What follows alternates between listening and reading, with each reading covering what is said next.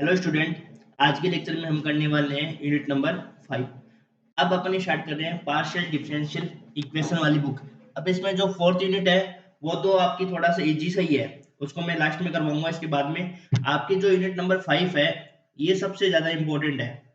Important है कैसे? अब ये यहाँ से एक क्वेश्चन तो बड़ा आएगा, एक क्वेश्चन तो क्या पूछेंगे आपसे, बड़ा क्वेश्चन पूछेंगे। और एक क्वेश्चन आपका क्या होएगा, इसमें बीच वाले जो क्वेश्चन आते हैं ना आपके, वहां पे इसका क्वेश्चन पूछा जाएगा। तो अपन इसको क्या करते हैं, पहले इसको कर लेते हैं अपन अच्छे से, और उसके बाद में मैं आपको उसमें आपके जो चौथी यूनिट है उसमें आपका एक इंपॉर्टेंट मेथड रहेगा, चार पिट मेथड, वो मैं आपको करवाने वाला हूँ। वो पूछते हैं, वो भी आपका क्वेश्चन क्या आता है, लॉन्ग क्वेश्चन में आता है। कौन से क्वेश्चन में आता है? लॉन्ग क्वेश्चन में आता है। तो लॉन्ग क्वेश्चन में आने की वजह से देखो, एक क्वेश्चन तो ये हो गया और एक क्वेश्चन आपका यहाँ से बन जाएगा चरगुणांकों वाले से, तो दो क्वेश्चन हो गए। यहाँ से दो आएंगे और तीन आएगा आपको ओडी से आएंगे, तो ऐसे पांच आ जाएंगे। फिर आपकी इच्छा है, आपको लगभग पांचों क्वेश्चन आपको लॉन्ग क्वेश्चन करवा दिया जाएगा। फिर आपके इच्छा के अनुसार जो आपको अच्छे से वहां पे आता है वो तीन क्वेश्चन आप वहां पे कर देना, ठीक है। अब ये जो अपनी पांचों यूनिट है ये पार्शियल डिफरेंशियल इक्वेशन में है, ठीक है। पार्शियल डिफरेंशियल इक्वेशन में अपनी ये यूनिट है अचर गुणांकों वाली रैखिक आंशिक अवकल समीकरण, linear partial differential equation with constant coefficient. अचर गुणांकों वाली रैखिक आंशिक अवकल समीकरण, जैसे अपन ने अचर गुणांकों वाली रैखिक अवकल समीकरण पढ़ी थी ना, वैसा ही इसमें रहता है। सीएफ और पीआई इस टाइप से होते हैं, थोड़ा सा डिफरेंट होता है, वो मैं आपको बीच बीच में बता दूंगा कि क्या इसमें डिफरेंट होता है, ठीक है। उसमें आप जैसे CF और PI निकाल देते हैं ना, वैसे इसमें CF और PI निकालना है। थोड़ा सा तरीका इसका डिफरेंट रहेगा, बस है वो CF PI। तो सबसे पहले अपन टाइम वेस्ट नहीं करते हैं और थोड़ा अपन इसको पढ़ लेते हैं, फिर उसके बाद में अपन और बाकी डिस्कशन कर लेंगे। एनवी कोटि की रैखिक आंशिक अवकल समीकरण का व्यापक रूप किस प्रकार से होता है? इस प्रकार से होता है, a naught del n upon del z, del n upon del n z upon del x की power n plus a one del n z upon del x n minus one del y. ये देखो किस प्रकार से चलता है ये, यहाँ पे सब पे तो पावर क्या हो रहेगी, एन रहेगी। एन को टी की है ये, ठीक है ना, ये तो एन रहेगी अपने पास, ठीक है। ऊपर पैटर्न एन में चलेगा। फिर नीचे क्या होगा, देखो डेल एक्स एन की पावर एन है ना, del x n minus one, n minus n दोनों की पावर ऐड करोगे तो एन आएगी, और इसमें भी दोनों पावर ऐड करोगे, ये इस प्रकार नीचे पैटर्न चलता है। Equal to five x y, इसमें क्या रखेंगे अपन, डेल अपॉन डेल एक्स के स्थान पर तो क्या रखेंगे, डी रखेंगे। डेल अपॉन डेल एक्स को तो डी लिखेंगे, और डेल अपॉन डेल वाई वाले को क्या लिखेंगे अपन, डी डैश लिखते हैं। डेल अपॉन डेल वाई को देखो यहाँ पे एक्स और वाई दोनों के रिस्पेक्ट में क्या होता है, और उसमें क्या होता है, उसमें आपके सिर्फ ये एक्स में चलते हैं ना, तो इसकी जगह तो डी रखोगे, इसकी जगह डी डैश रखोगे, तो रखो देखो ए नोट डी एन जेड, इसमें एक्स का ही पद है तो डी एन जेड हो गया। इसमें ए वन, इसमें एन पद, एन माइनस वन पद तो क्या डेल एक्स एन की है, तो डी एन माइनस वन, और एक वाई का पद है तो ये हो जाएगा डी डैश जेड। यहाँ पे इसी प्रकार से a naught D n minus two D dash का स्क्वायर, ये वाई स्क्वायर का पद है ना, तो डी डैश का स्क्वायर, तो डेल अपॉन डेल वाई को तो क्या लिखेंगे, डी डैश लिखेंगे, ठीक है। ये बात समझ में आ गई। अब आपको जो चीज समझनी है ना, वो चीज तो ये है कि इसको फिर ऐसे फॉर्मेट में कैसे लिखेंगे, फंक्शन के फॉर्मेट में लिखना चाहो तो जेड मैंने यहाँ से कॉमन ले लिया, तो ये हो जाएगा डी और डी डैश का फंक्शन रहेगा इक्वल टू फाइव एक्स, और उसमें अपन क्या लिखते थे, उसमें अपन लिखते थे f d y equal to q x y लिखते थे। जो डी थी ना अपने पास, उसमें सिर्फ डी का पद होता था, इसमें डी और डी डैश दोनों पद रहेंगे, ठीक है। अब इसकी सहायक समीकरण निकालेंगे। सीएफ कैसे निकालते थे अपन, सीएफ निकालने के लिए वो सहायक समीकरण निकालोगे, उसमें भी सहायक समीकरण निकालते थे। अब इसमें सहायक समीकरण कैसे निकलेगी, देखो ये हो गया, इसमें सीएफ और पीआई दोनों निकलेगा, इसको पूरक फलन कहते हैं, इसको विशिष्ट फलन कहते हैं, पर्टिकुलर इंटीग्रल, इसको कॉम्प्लीमेंट्री फंक्शन, और लास्ट में जो सॉल्यूशन होगा वो अपने पास क्या हो जाएगा, सीएफ प्लस पीआई। ये आपको ज्यादा समझाने की जरूरत है नहीं, आपने यूनिट 2 में देख लिया। अब पूरक फलन कैसे निकालोगे, पूरक फलन के लिए क्या होता है, फंक्शन किसका होता है, देखो ये फंक्शन किसका होता है, डी और डी डैश का होता है। इसमें आपको क्या करना है, डी की जगह तो क्या रखते हैं, एम रखेंगे, और डी डैश की जगह क्या रखोगे, वन रखोगे, और फिर अपन को क्या निकालना है, एम की वैल्यू निकालनी है। और एम की वैल्यू जब डिफरेंट डिफरेंट आती है तब क्या इसका सीएफ लिखने का तरीका होता है, और एम की वैल्यू यदि दो समान आती है तो कैसे लिखते हैं, एम के मान यदि तीन समान होते हैं तो कैसे लिखते हैं, एम के मान यदि कॉम्प्लेक्स नंबर में आते हैं तो कैसे लिखते हैं, उसमें अलग है, इसमें अलग तरीका होता है, ठीक है।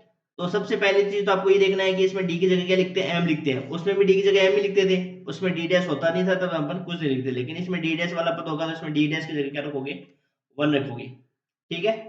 तो फिर अपन क्या करेंगे, इस इक्वेशन में डी की जगह एम रख देंगे और डी डैश की जगह क्या रख देंगे, वन रख देंगे, और यहाँ से अपन क्या निकालेंगे, एम के डिफरेंट डिफरेंट मान निकालेंगे। तो एम के मान डिफरेंट डिफरेंट आएंगे तब अपन क्या सी एफ लिखेंगे और एम का मान यदि समान आएंगे तो अपन क्या सी एफ कैसे लिखते हैं, ये आगे वाली स्क्रीन पे देखो। अब सबसे पहले एम के मान यदि समान आ जाए, नहीं सॉरी, एम के मान क्या आ जाए, वास्तविक आ जाए और डिफरेंट डिफरेंट आ जाए। एम के मान क्या आ जाए, वास्तविक आ जाए और क्या आ जाए, डिफरेंट डिफरेंट आ जाए। जैसे M1 M2 M3 इस प्रकार से आगे चलते रहेंगे। तो इसका सी एफ लिखने का तरीका क्या होगा, क्योंकि जब आपको पता है कि जब इसका सी एफ निकाल रहे हैं तो जेड सॉल्यूशन में लिख सकते हो या सी एफ लिख सकते हो, एक ही बात है ना। सी एफ क्या हो जाएगा, five one Y plus M1x ऐसे, प्लस 5 2 डिफरेंट आने पर y plus M2x plus 5 3 m plus y plus M3x। इस प्रकार से इसको मैं अपन लिखते हैं। इसी प्रकार से आगे चलता जाएगा 5 4 y प्लस M4x। ठीक है। अब मान लो दूसरा पार्ट है कि साइड समीकरण के कुछ मूल समान आ जाए, मान लो दो मूल, जब m के कुछ मान क्या आ जाए, समान आ जाए, मान लो दो मान क्या आ गए, समान आ गए, तब इसका CF लिखने का तरीका क्या होगा, 5 1 y प्लस M1x या mx लिख दो, m ही आएगा ना क्योंकि समान है तो mx आ जाएगा, y plus mx plus x 5 2 y plus mx। यदि दो मान समान आते हैं तो ये ऐसा लिखा जाएगा y 5 1 y plus mx plus x 5 2 y plus mx लिखेंगे। ठीक है। अब यदि मान लो तीन मान समान आ जाए, तो तीन मान समान आ जाए, चार मान समान आ जाए, तो कुछ भी नहीं करना, 5 1 y plus mx plus x 5 2 y plus mx, और तीन मान आ जाएंगे समान तो x स्क्वायर लिख देंगे, फिर x की पावर 3 ऐसे x की पावर है वो बढ़ती जाएगी।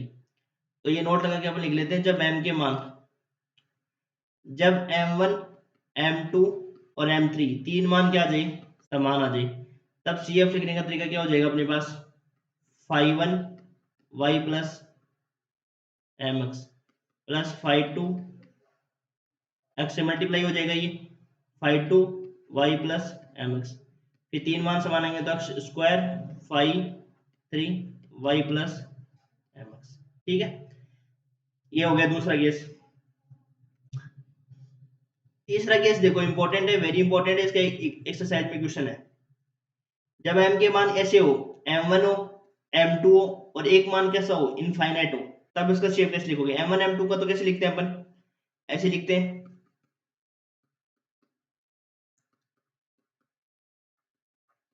डिफरेंट डिफरेंट होते हैं तब तो ऐसे लिख देंगे ना।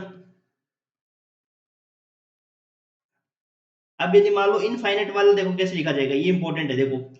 जैसे मान लो इनफाइनाइट है, फाइव इनफाइनाइट है, या 5 3 मान लेता हूँ उसको एक बार, है ना, y प्लस M3x। अब m यदि मान लो इनफाइनाइट आ जाए, ये वाला इनफाइनाइट आ गया, M3 अपने पास क्या इनफाइनाइट है, इनफाइनाइट को मैं क्या लिख सकता हूँ बताओ, 1/0 लिख सकते हैं क्या, नहीं लिख सकते। तो रखो यहाँ पे, तो 5 3 M1 प्लस 0 ऐसे तो लिखते हैं, m के मान कुछ आएंगे ना अपने पास, दो आएंगे तीन आएंगे। जैसे मान लो m1 का मान 2 आ गया तो y प्लस 2x ही तो लिखोगे। जैसे यहाँ पे m1 का मान क्या आ जाएगा, 2 आ जाएगा, तो इसको सोल्यूशन ऐसे लिखा जाएगा y प्लस 2x, 3 रखोगे तो 5 2 y 3 प्लस x। तो इनफाइनाइट को अपन कैसे लिख सकते हैं, 1/0 लिख सकते हैं। इसको यहाँ लिखो, देखो इसको मैं 0 से मल्टीप्लाई कर दूंगा, ये हो जाएगा ना, अपन एलसीएम लेंगे तो 0 हो जाएगा, ये हो जाएगा अपने पास x, तो सिर्फ x का फंक्शन बचेगा, ये ध्यान रखना। तो ये अपने पास क्या आ जाएगा, जब इनफाइनाइट आएगा तो 5 3 x। वो चीज कैसे आई वो मैंने आपको यहाँ पे बता दी। ठीक है।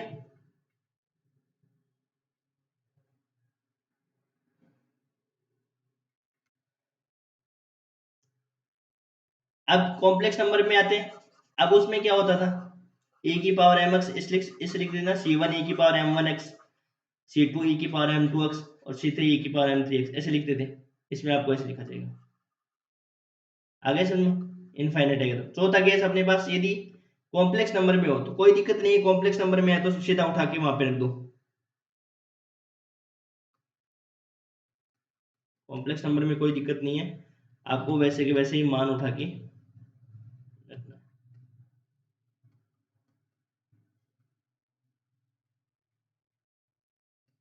उसमें सीएफ में कैसे लिखते थे बताओ, कॉम्प्लेक्स नंबर में। थोड़ा थोड़ा उसको भी साथ में पढ़ लो ताकि कंपेरिजन से आपको पढ़ा जाएगा इसको।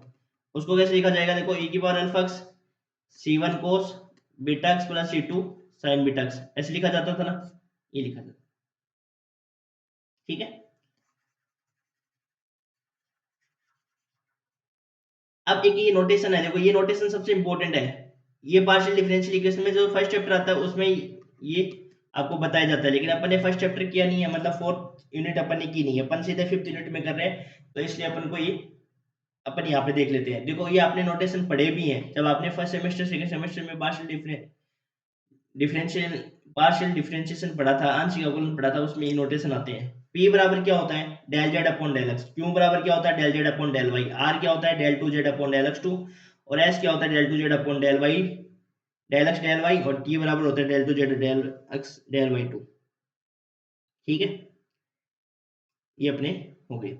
अब देखो अपन चलते हैं क्वेश्चंस पे। इसके क्वेश्चन इजी से ही है, दो चार क्वेश्चन आप करना, दो चार मैं करवाऊंगा, इससे आपके कंप्लीट हो जाएंगे। नोट्स मैंने आपको ग्रुप में डाल दिया है, तो आप कुछ क्वेश्चन आप खुद भी कर सकते हो। ठीक है, देखो जितने आप क्वेश्चन खुद करोगे तो उतना आपके प्लस पॉइंट है कि आपको आपका तो रिवीजन ही टाइप से हो जाएगा, और फिर दूसरी बात है कि भाई मेरा टाइम है वो यहाँ पे बच जाएगा।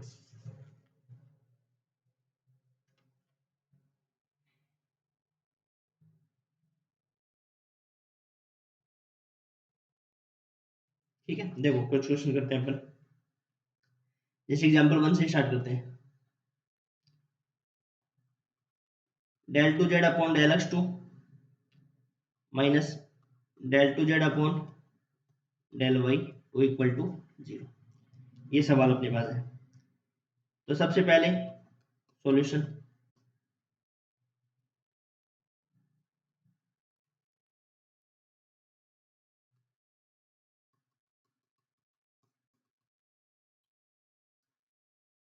अब दी गई समीकरण में सबसे पहले क्या करना है आपको, देखो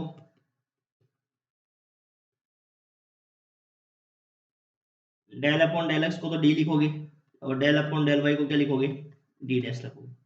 तो ये तो हो गया अपने पास डी स्क्वायर, और ये क्या हो गया अपने पास डी डैश का स्क्वायर, जेड इक्वल टू 0। ये समीकरण बन गई अपने पास। अब अपने पास देखो राइट साइड में क्या है, 0 है, तो इसका पी आई तो निकलेगा नहीं, क्या निकलेगा, सी एफ निकलेगा। तो सी एफ के लिए अपन क्या करेंगे, देखो एक्सिलरी इक्वेशन लिखेंगे। एक्सिलरी इक्वेशन में क्या करना है, डी की जगह तो एम रखना है, और डी डैश की जगह क्या रखना है आपको, 1 रखो। M square minus 1 equal to 0। M बराबर क्या आ गया, प्लस माइनस। तो ये सी एफ क्या हो जाएगा इसका बताओ, y 5m1 x plus 5 2 y plus m2 x. तो ये हो जाएगा 5 1 वाई प्लस एक्स, और ये हो जाएगा 5 2 वाई माइनस एक्स। ये आपके पास सी एफ आ गया।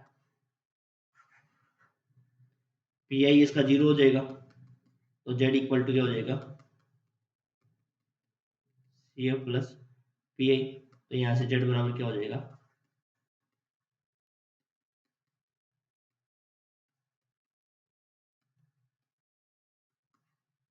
ये आपका। ठीक है, तो यही अपना आंसर हो गया जेड का। अब देखो दूसरा एग्जांपल और करते हैं एक बार, क्योंकि इसमें नोटेशन काम आएंगे।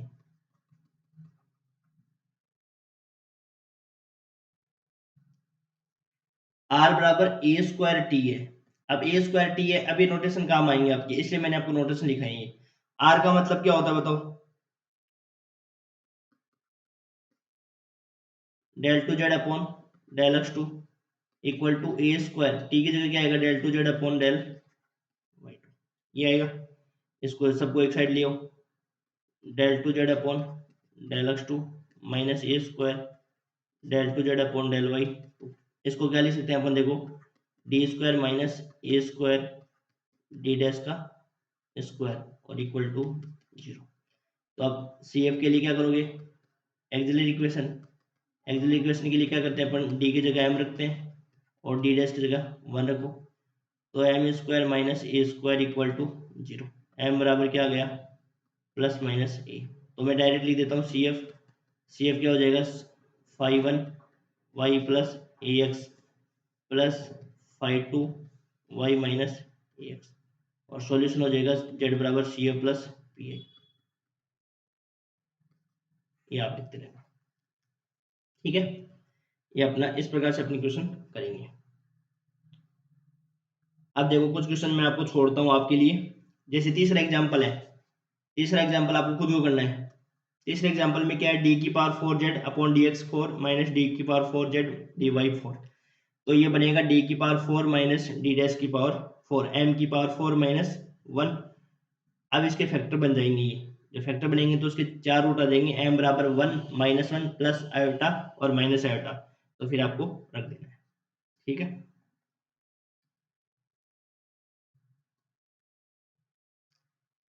एग्जाम्पल 4 कराता हूँ मैं। डी की पावर 4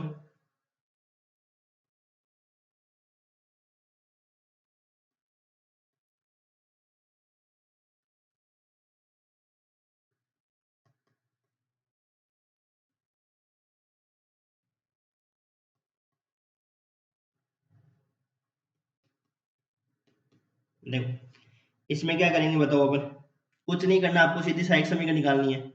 ये तो इस अगले ने फॉर्मेट बना के दे दिया अपन ने, डी बराबर एम रख दो, डी डैश बराबर 1 रख दो, एम की पावर 4 माइनस 2m की power 3 plus 2m minus 1 equal to 0, ये बन जाएगी। तो m बराबर 1 इसको सेटिस्फाई करेगा क्या, m बराबर 1 इसको सेटिस्फाई कर देगा, 1 माइनस 2 प्लस 2 माइनस 1, ये सेटिस्फाई कर दिया। तो एक फैक्टर तो m माइनस 1 बन जाएगा अपने पास,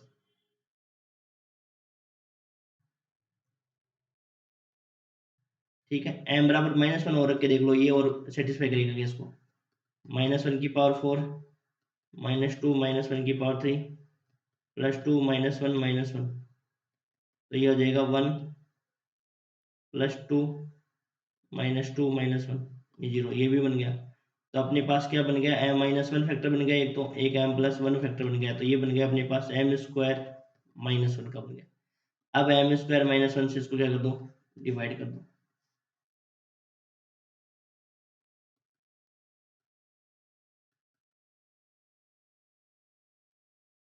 एम स्क्वायर आ जाएगा यहाँ पे एम की पावर 4 माइनस एम स्क्वायर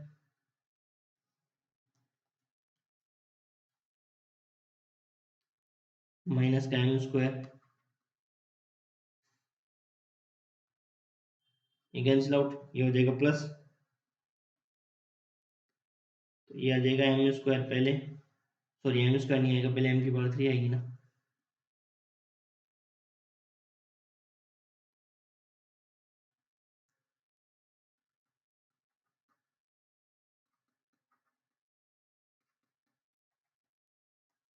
ये आ जाएगा माइनस का 2m,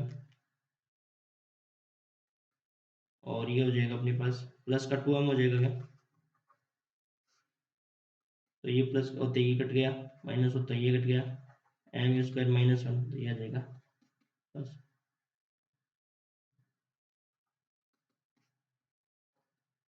ये कट गया। तो अपने पास क्या फैक्टर बन जाएंगे देखो इसके, एक तो बन गया अपने पास एम स्क्वायर माइनस 1, और दूसरा क्या फैक्टर बन जाएगा अपने पास, m square minus 2m plus 1, ये बन गया, ठीक है। तो यहाँ से क्या बनेगा देखो, या तो m square minus 1 equal to 0 हो जाएगा, तो एम बराबर तो क्या गया प्लस माइनस 1, और यहाँ से यदि ये फैक्टर 0 हो जाएगा तो m square minus 2m plus 1 equal to 0, तो ये बनेगा एम माइनस 1 का स्क्वायर, एम बराबर 1 कॉमा 1। तो चारों रूट आ गए, चार रूट है वो समान आ गए, तो सी एफ कैसे लिखोगे बताओ इसका, 5 1 y plus x 5 2 y plus x square 5 3 y plus x, और एक्स की पावर 3 5 4 एक्स, ये बन गया अपने पास। एक सेकंड, एक रूट अलग आया ना, इसको पहले वाले को माइनस रख देते हैं यहाँ पे, इस रूट को अपन यहाँ लिख देते हैं माइनस वाले को, 3 ही रूट समान आए हैं उसके। 3 आएंगे तो एक रूट समान आ गया, x आ गया, 2 रूट आ गया, x स्क्वायर आ गया, 4 रूट आएंगे इसके।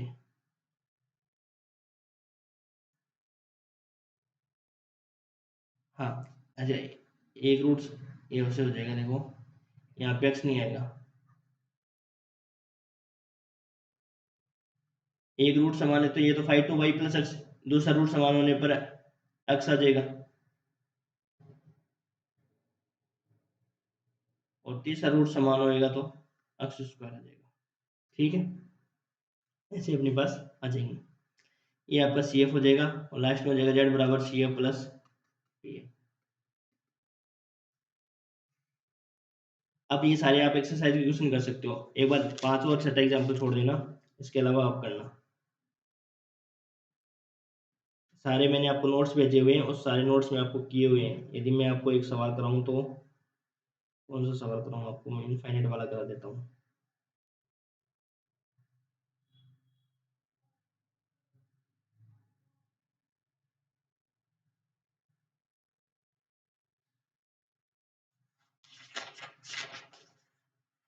इनफाइनाइट का कैसे देखते हैं।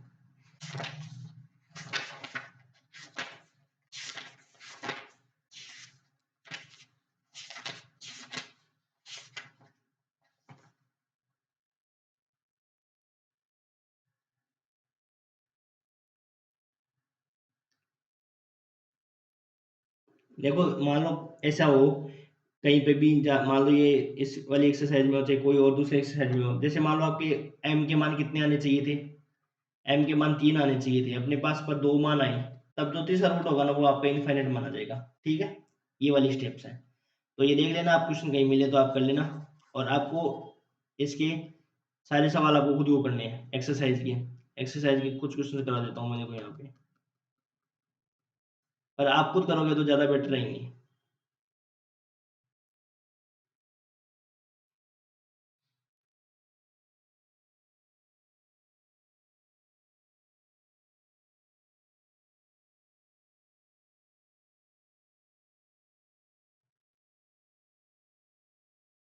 जैसे 6 का नंबर का सवाल मैं करता हूँ,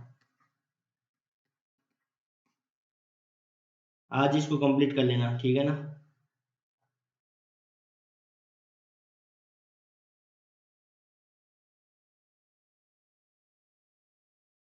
5 नंबर का सवाल है।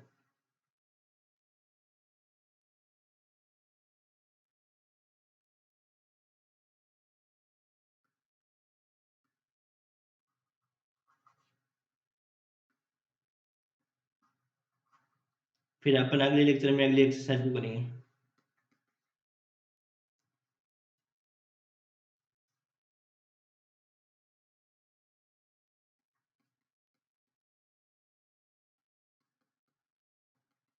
ये सवाल है,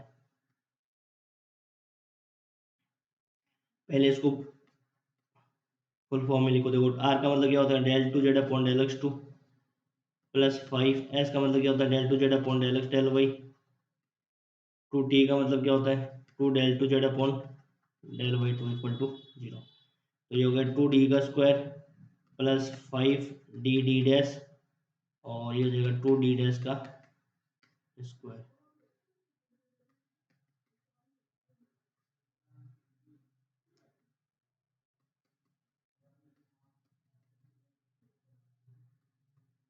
2m square plus 5m plus 2 equal to 0। ठीक है, तो इसको सोल्व कर लो। 2m square plus 4m plus m plus 2 equal to 0। तो ये हो गया 2m m plus 2 plus 1m plus 2 equal to 0। m बराबर आ गया -2 और m बराबर आ गया माइनस का 1/2। तो सी एफ क्या हो जाएगा इसका, 5 1 y minus 2x plus 5 2 y minus 1/2 x। ये सॉल्यूशन हो जाएगा। ठीक है, अब और बताओ, यदि आपको देखो कोई डाउट ना आए ना कोई भी एग्जांपल में, कोई एक्सरसाइज के क्वेश्चंस में, तो आप मेरे को पूछ सकते हो, मैं अगले लेक्चर में आपको इसको बता दूंगा। या एक क्वेश्चन और करना चाहो तो और कर सकते हो। देखो, r plus t plus 2s equal to 0।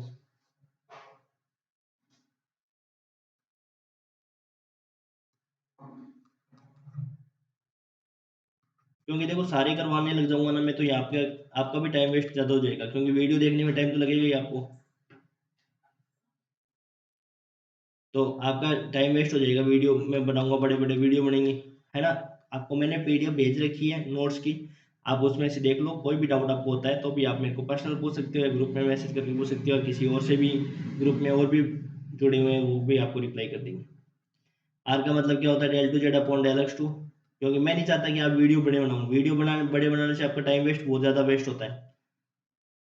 क्योंकि वीडियो बने बड़े बनाएंगे तो आप देखोगे उनको टाइम वेस्ट तो होगा ही होगा ना। ज़्यादा बड़े वीडियो नहीं बनने चाहिए, मेरी ये कोशिश रहती है। और आप खुद ट्राई करोगे, देखो जैसे आप, जैसे मान लो ये एक्सरसाइज मैंने करवाई, ये आपने कर ली, तो आपका ये मान लो रिवीजन हो गया, कोर्स हो गया, सब कुछ हो गया, क्योंकि आपको कॉन्सेप्ट क्लियर हो गया। ठीक है,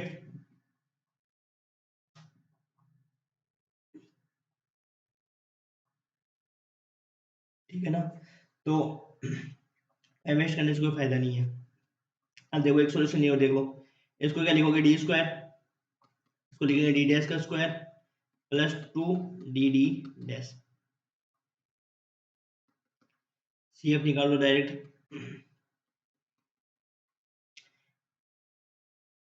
तो ये हो जाएगा एम स्क्वायर, डी की जगह ये रख दो और इसकी जगह ये रख दो, M square +1 + 2m equal to 0।